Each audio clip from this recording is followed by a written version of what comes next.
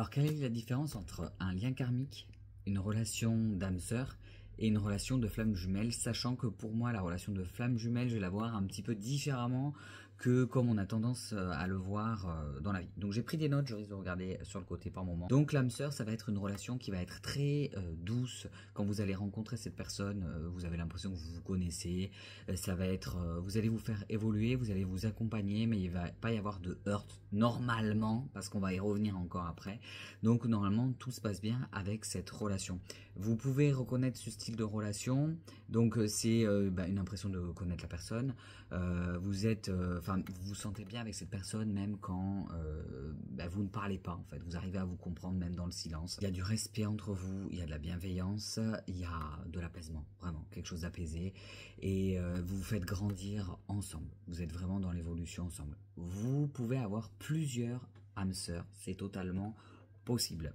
Et en fait, c'est des personnes avec qui vous avez des liens profonds et ça a été tissé au fil de plusieurs vies. Voilà, vous avez l'habitude de vous retrouver, vous avez l'habitude d'avoir ces liens et donc c'est des personnes en qui vous avez confiance. Il y a vraiment cette notion de confiance. Vous vous connaissez pas, mais vous avez confiance l'un dans l'autre et cette confiance, elle n'est pas remise en question parce que vous comprenez vraiment extrêmement bien. Et elles sont vraiment sous le signe de l'amour véritable. Voilà, on est sur une relation d'amour. Les relations karmiques. Alors là, ça se complique.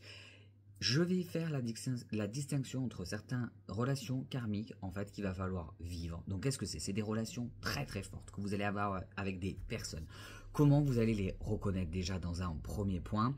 Donc, ça va être une attirance, mais incompréhensible, que vous avez l'impression voilà, vous pouvez pas lutter contre. C'est vraiment cette espèce de fusion-là.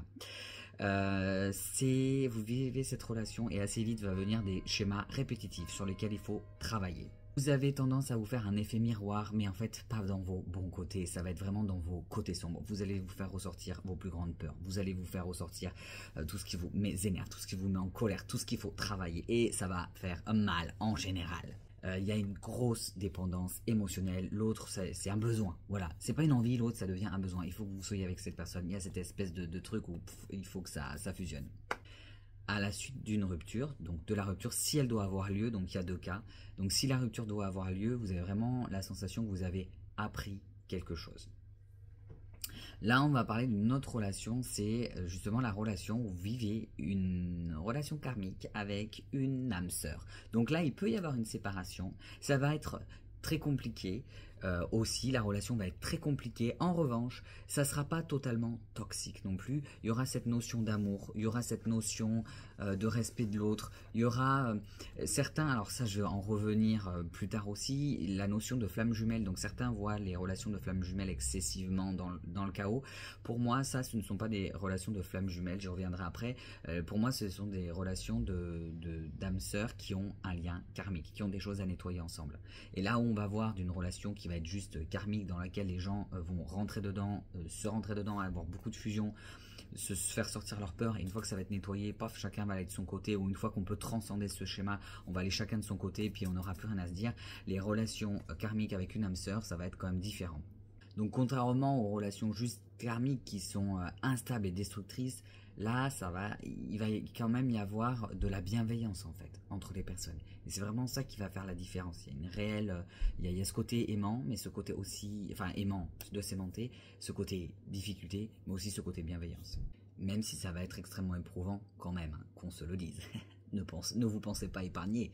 Donc qu'est-ce qui va vous permettre de savoir si vous êtes dans une relation karmique mais avec une âme sœur? C'est que malgré que ça soit entrecoupé de phases de crise entre guillemets et d'éloignement, il y a tout de même cet amour-là qui est sincère. Il y a un respect profond et mutuel même dans la douleur. Il y a une volonté commune de dépasser les obstacles et d'évoluer.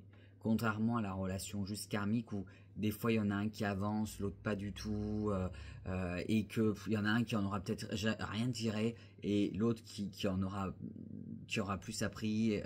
Voilà, où dans la relation karmique ça va pas avancer ensemble. Là les relations d'âme sœur et avec quelqu'un avec qui on a des liens karmiques, il va y avoir quand même, quoi qu'il advienne, cette évolution des deux personnes au final. Ça ne veut pas forcément dire que les personnes à la fin restent ensemble, mais en tout cas, il y aura toujours cet amour et cette affection-là qui sera présente. Et ça ne veut pas dire que les deux personnes évoluent à la même vitesse, mais quand même, il y a cette notion de les âmes se font évoluer. Même si au bout d'un moment, il y a une cassure, il y a quelqu'un qui évolue plus vite que l'autre, mais en général, dès qu'il y aura la cassure, l'autre va évoluer. En fait, pour moi, ça c'est vraiment ce que les gens appellent flamme jumelle habituellement, c'est plutôt ça, c'est la relation karmique avec une âme sœur. Donc il va y avoir une cassure qui va faire évoluer l'autre, et voilà. Mais donc il y a cette évolution-là. La relation karmique, des fois, c'est juste qu'on a besoin de traiter un schéma. Une fois qu'on l'a traité, basta. Et il n'y a plus rien il n'y a plus d'amour et d'affection avec la personne en face de nous. La relation avec une âme sœur, avec un lien karmique, il peut y avoir aussi cette impression qu'il y a un pacte qui a été scellé, en fait. Qu'il y a vraiment une notion de contrat entre ces deux personnes. Et en fait, oui, ce contrat est là pour faire avancer. En fait, c'est vraiment comme si vous aviez choisi de vous retrouver pour grandir ensemble et pour nettoyer vos schémas ensemble. Alors attention, il va y avoir aussi de l'effet miroir, hein. Il va y avoir de l'effet miroir qui fait mal, mais dans vos peurs et tout ça, mais vous serez quand même là pour vous tenir la main, ce qui sera très bizarre, je vous l'accorde. et voilà, vous allez être là l'un pour l'autre, vous allez vous soutenir, vous allez vous aimer, mais vous allez aussi vous faire souffrir. Vous allez aussi vous renvoyer tout ce que vous avez à vous renvoyer. Et voilà, ça va être ça va être ce que les gens en général appellent flamme jumelle. Cette relation-là, elle va apprendre à apprendre l'amour inconditionnel. Ça va apporter ça. Et après, une fois que les schémas sont nettoyés ou en partie, ça permet, cette âme-là sera une âme sœur. En fait, après, dans les autres vies, quand on se rencontrera, ça sera plus apaisé. Ou même dans cette vie-là, ça va apprendre cet apaisement. Et ça va apprendre cet amour inconditionnel-là. C'est un très grand apprentissage. Attention, il faut quand même se protéger, hein. Donc la flamme jumelle, habituellement, on la voit comme ce que je vous ai dit, hein, entre vraiment cette union entre l'amour et ce qu'on se reflète. Pour moi, voilà, ça sera plutôt une relation entre une âme sœur avec qui on a des liens karmiques. Pour moi, la vraie flamme jumelle, c'est votre moitié. Il n'y a pas de difficulté. Vous rencontrez cette personne, c'est cette personne, ce sera... C'est comme vous êtes en sécurité en fait avec cette personne. Vous sentirez un sentiment de paix profonde. Quand vous rencontrez cette personne, c'est comme si pouf, tout s'alignait. Il peut y avoir ces notions-là avec les liens karmiques et les âmes sœurs où vous vous sentez très bien, vous vous sentez plus complet à côté de la personne. Les liens karmiques, c'est au début parce qu'après, ça va devenir le chaos et voilà. Mais s'il y a lien karmique avec la notion d'âme sœur, vous vous sentez aussi bien avec cette personne. Mais la flamme jumelle, c'est au-delà de ça. Enfin, vous êtes les deux pieds dans vos chaussons, vous avez le plaid, vous avez le livre, vous êtes avec votre chocolat chaud si vous prenez du lait, ou votre lait végétal si vous en prenez pas. Voilà, vous êtes bien, il n'y a pas de questions à se poser, vous êtes dans la paix. Voilà, avec cette personne. Vous ne posez pas de questions avec cette personne. Vous n'avez pas de peur bizarre et tout ça comme avec d'autres relations. Non, vous êtes bien. Vous avez un amour inconditionnel pour l'autre, au-delà des blessures, au-delà de tout. Vous avez cet amour inconditionnel et vous savez que cette personne vous pardonnerait tout parce qu'elle vous comprendrait. Vous savez que si un jour vous faites quelque chose à cette personne sera en face de vous et saura vous dire « Ok, pourquoi tu m'as fait ça ?» Et quand vous lui expliquerez, cette personne saura vous comprendre parce qu'en fait, elle fait partie de vous. C'est une partie de votre âme. Donc, elle vous comprend profondément. Et c'est pour ça que vous n'avez pas peur devant cette personne. Comme on ne peut pas se quitter. On ne peut pas quitter cette flamme jumelle, en fait. Si on s'éloigne géographiquement, ok. Et on n'a pas peur de ça. On n'a pas peur de ça. Parce qu'on sait qu'on sera compris. C'est vraiment, on est dans la paix. C'est une connexion profonde que vous ressentez dans tout votre être. Aussi bien physique que mental. Et mentalement, vous n'avez pas peur de l'abandon avec cette personne. Parce que vous savez que cette personne vous comprendra, vous écoutera et sera dans la communication avec vous, quoi qu'il advienne. Il y a une absence totale de drame dans cette relation parce que vos âmes, en fait, sont au-delà de l'ego.